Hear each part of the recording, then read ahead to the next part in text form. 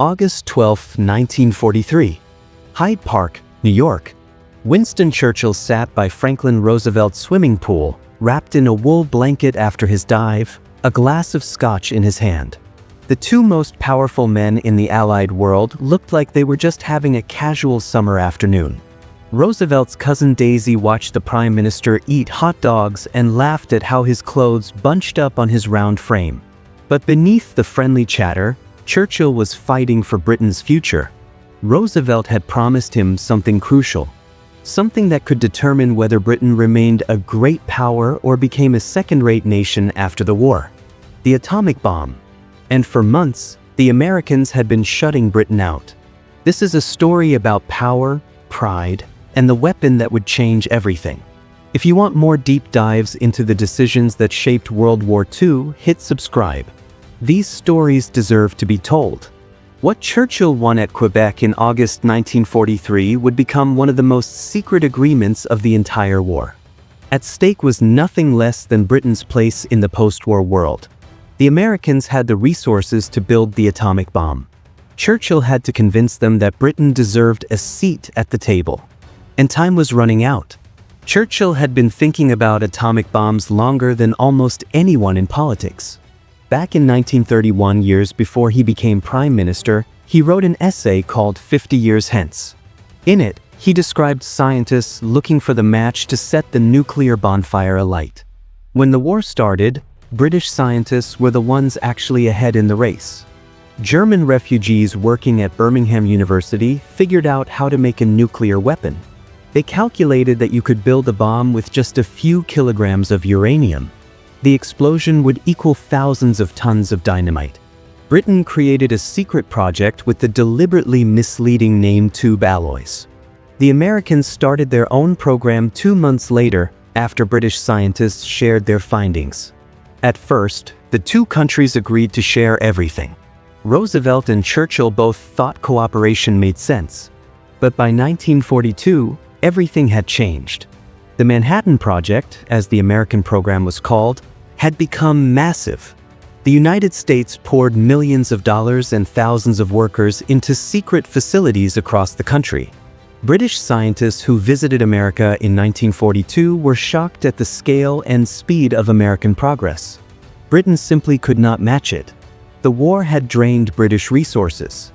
Every factory, every scientist, every pound of steel was needed to keep fighting. Building an atomic bomb would require industrial capacity Britain no longer had. On July 30, 1942, Sir John Anderson, the British minister responsible for tube alloys, wrote to Churchill with bad news. He told the Prime Minister they had to face facts. British pioneering work was a dwindling asset. Unless they merged with the American project quickly, they would be left with nothing. Churchill understood what was really at stake. This was not just about winning the war. The atomic bomb would be the most powerful weapon ever created. Whichever nation controlled it would dominate the post-war world. If Britain was shut out, the empire would become dependent on American protection. Churchill had not survived Dunkirk, the Blitz, and years of desperate struggle just to watch Britain become a junior partner. But American attitudes were changing. Some of Roosevelt's advisors began asking why they should share secrets with Britain at all. The Manhattan Project was costing a fortune. American scientists were doing the work. American factories were building the facilities. What exactly were the British contributing now? Vannevar Bush, who directed American war research, and James Conant, who advised on the atomic project, both decided that British help was no longer necessary. In October 1942, they convinced Roosevelt that the United States should develop the bomb independently. The British would be cut out.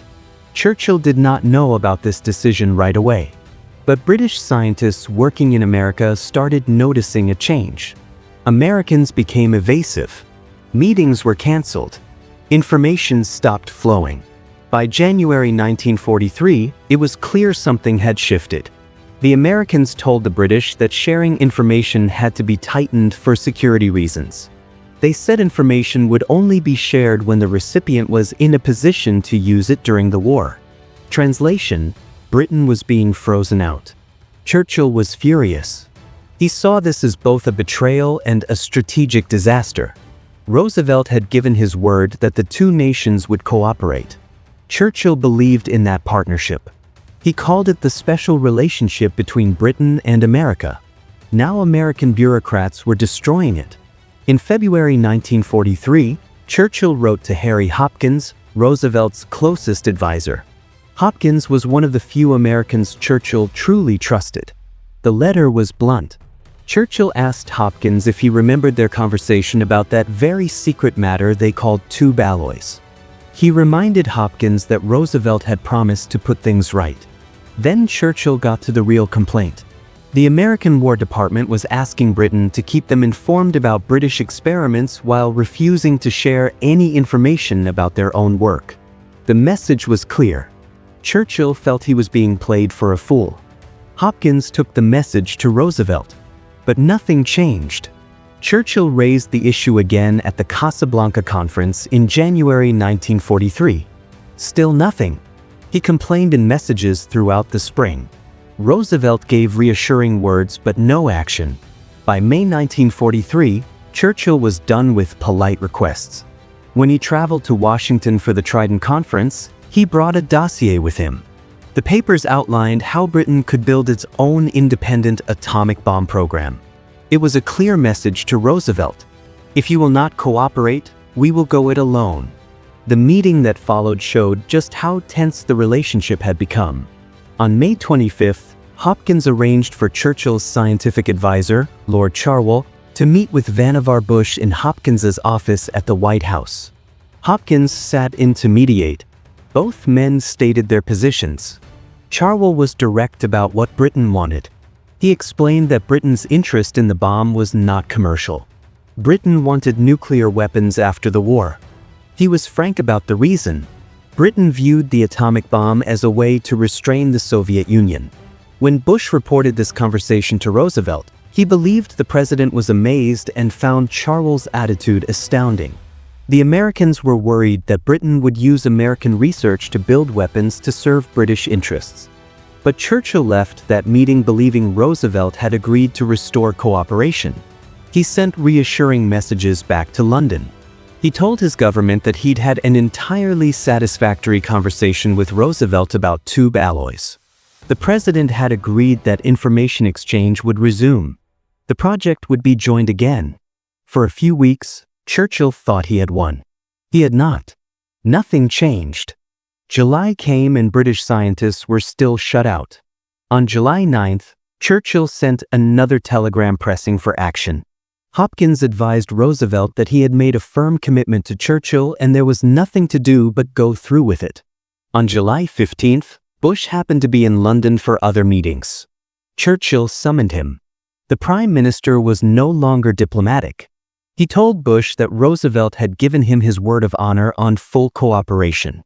He said he was incensed at obstruction by American bureaucrats. Bush, caught between Roosevelt's vague promises and the reality of American policy, suggested Churchill take the matter up with Henry Stimson, the Secretary of War, who was also in London. On July 17th, Churchill did exactly that. Stimson listened and promised to take the matter to Roosevelt. 3 days later, on July 20th, Roosevelt finally put it in writing. He sent Bush instructions to renew full exchange with the British government regarding tube alloys. But Bush was still in London, so he did not see the letter for 10 days. By then, Churchill and Roosevelt were preparing to meet again. The next meeting was supposed to be the Quebec Conference in mid-August. But before the formal conference, Roosevelt invited Churchill to his estate at Hyde Park, New York. They would spend a few casual days together, away from aides and generals and official business. It was a chance for the two men to talk honestly. They arrived on August 12th. The scene, from the outside, looked almost comical. Roosevelt sat in his wheelchair by the pool. Churchill, round and balding, wore shorts that made him look, as Roosevelt's cousin said, exactly like a Kewpie doll. He ate hot dogs, drank scotch from his own special ice pail, and made everyone laugh. But Churchill had not flown across the Atlantic to eat hot dogs. He needed Roosevelt to commit, clearly and finally, to sharing the atomic bomb. The two men talked by the pool. We do not have a transcript of what they said, but we know what Churchill needed. He needed Britain included in the Manhattan Project. He needed British scientists allowed back into American facilities. He needed a guarantee that Britain would have a say in how the bomb was used. And he needed all of this in writing, not just more vague promises.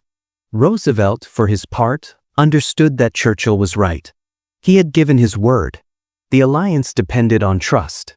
And Roosevelt knew that after the war, Britain would still matter. He might need British support against the Soviets.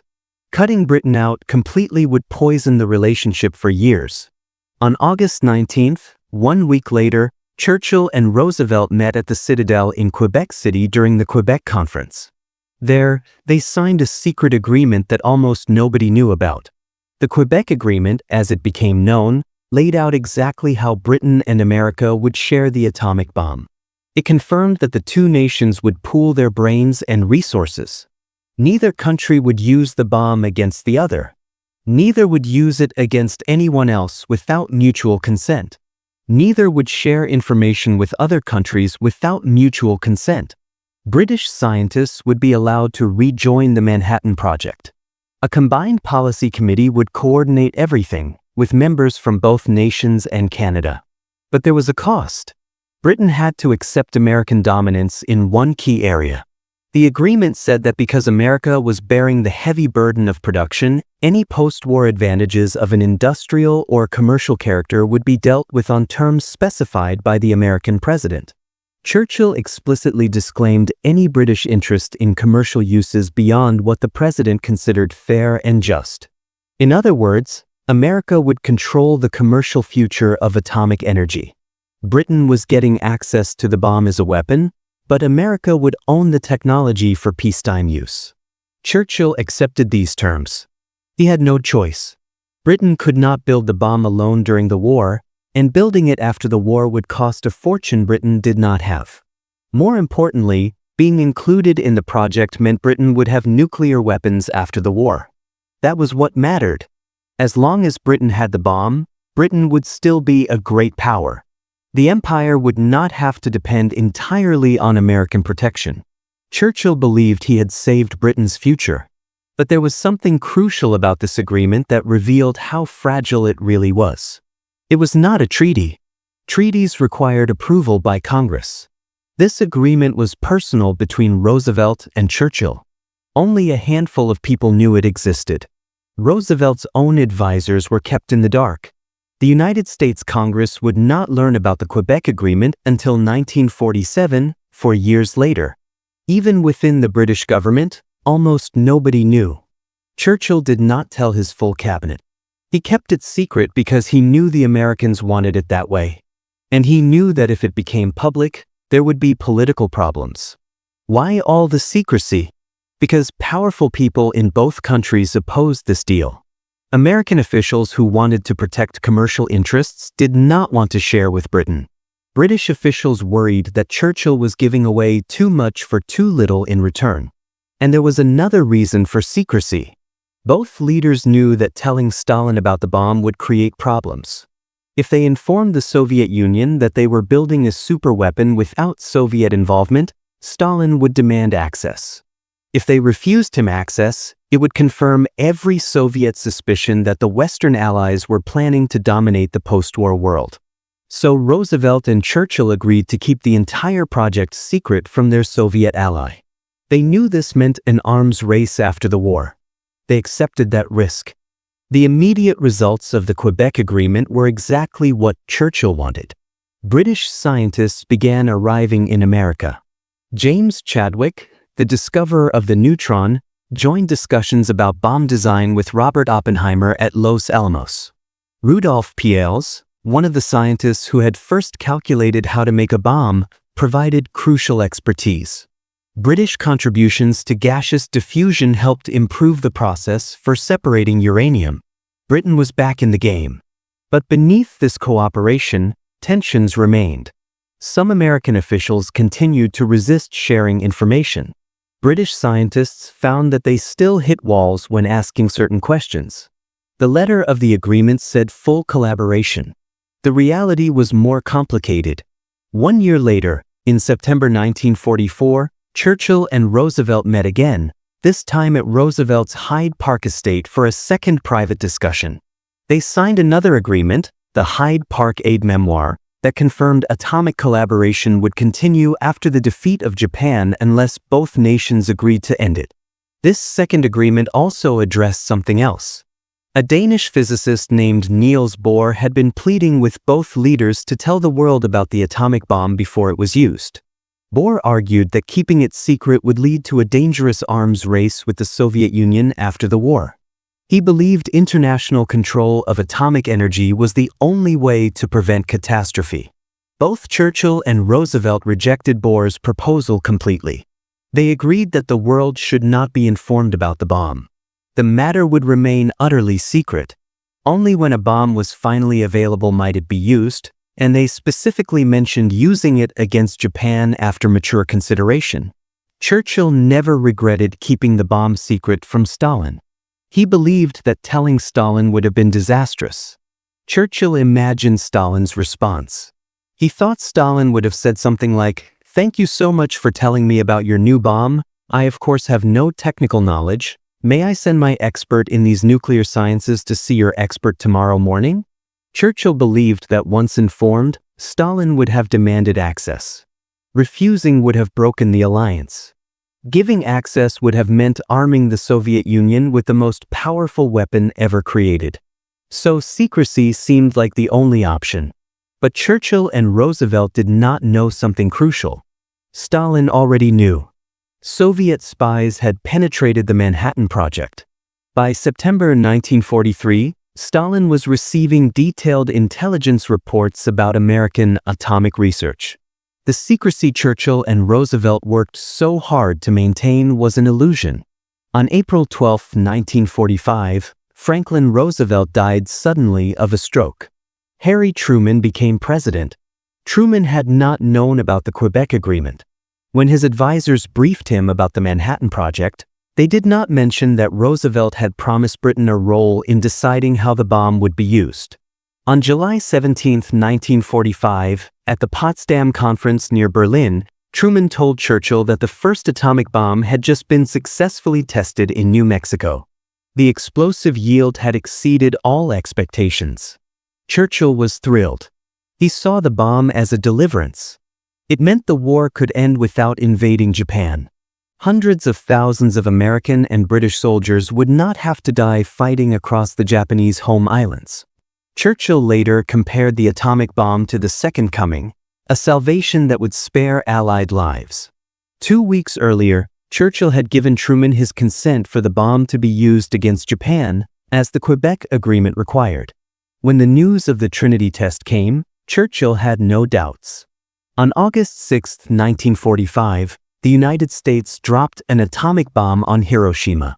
3 days later, a second bomb destroyed Nagasaki. Between 129,000 and 226,000 people died in those two attacks. Japan surrendered on August 15th. The war was over. The atomic age had begun. But for Britain, the story did not end there. In 1946, the United States Congress passed the McMahon Act. This law prohibited the United States from sharing atomic information with any foreign country, including Britain. In one stroke, it destroyed the Quebec Agreement. British scientists who had worked on the Manhattan Project were cut off from their American colleagues. All the access Churchill had fought for disappeared. When Churchill learned about this, he was outraged. He called it a breach of faith. He blamed the Truman administration for not honoring Roosevelt's commitments. But he blamed the British Labour government even more for not fighting harder to protect the rights he had won for Britain. In December 1950, during the Korean War, President Truman publicly stated that the use of atomic bombs in Korea was under active consideration.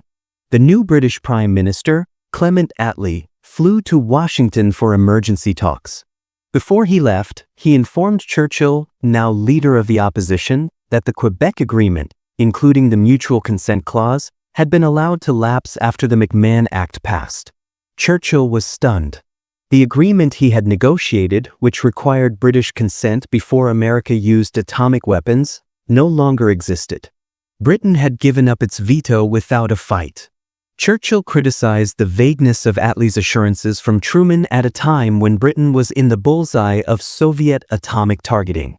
So what did Churchill actually achieve at Quebec in August 1943? In the short term, he got what he needed.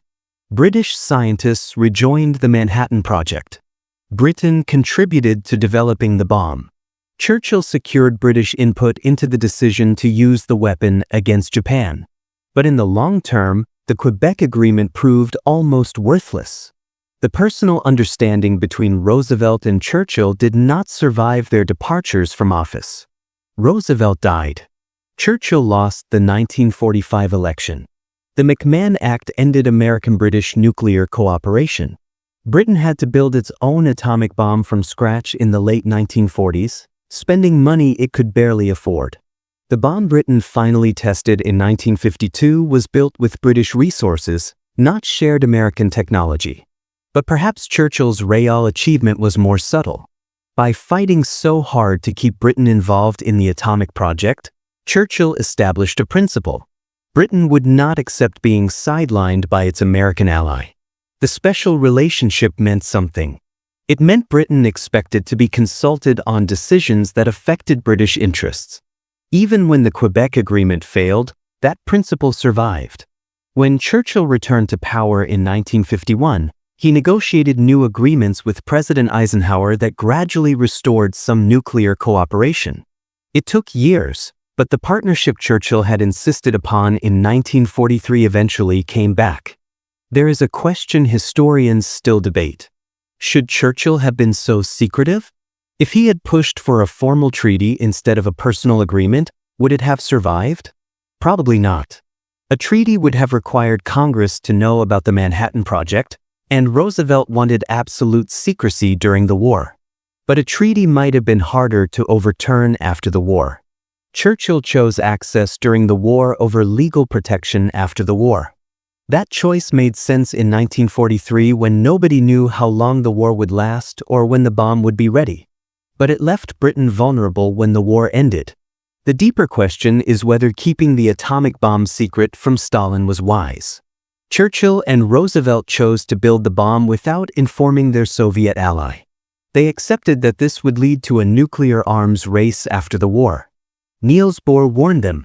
He told them that secrecy would poison post-war relations and lead to a dangerous competition. They ignored him. Bohr turned out to be right. The Cold War arms race cost trillions of dollars and brought the world to the brink of nuclear war multiple times. But would informing Stalin have prevented that? Probably not. Stalin would have built Soviet nuclear weapons whether or not Roosevelt and Churchill told him about the Manhattan Project. Soviet spies had already given him the information.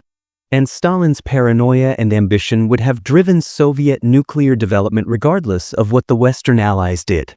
So when Churchill sat by Roosevelt's pool in August 1943, drinking scotch and eating hot dogs, he was fighting for Britain's future in the atomic age. He won the battle but lost the war. He got Britain included in the Manhattan Project, but he could not prevent America from later shutting Britain out. He secured British consent for using the bomb, but that consent power disappeared after the war. He tried to maintain the special relationship, but he learned that personal agreements between leaders do not outlast the leaders themselves. What endured was the principle Churchill established. Britain would not accept being treated as a minor power. Britain would demand a voice in decisions that shaped the world. That principle, more than any specific agreement, was Churchill's legacy from Quebec. After the war, German General Alfred Jodl was asked which Allied commander the Germans feared most. He answered without hesitation, Patton. But that is a different story. When it came to the atomic bomb, the people who mattered were not the generals but the politicians. Roosevelt and Churchill made decisions about the atomic bomb that affected every person on Earth. They did it in secret, without public debate, without consulting their legislatures. They believed they had no choice. The weapon was too powerful and the stakes were too high to allow normal democratic processes. Perhaps they were right. But the precedent they set, of leaders making world-changing decisions in secret based on personal agreements, shaped how nuclear weapons have been controlled ever since.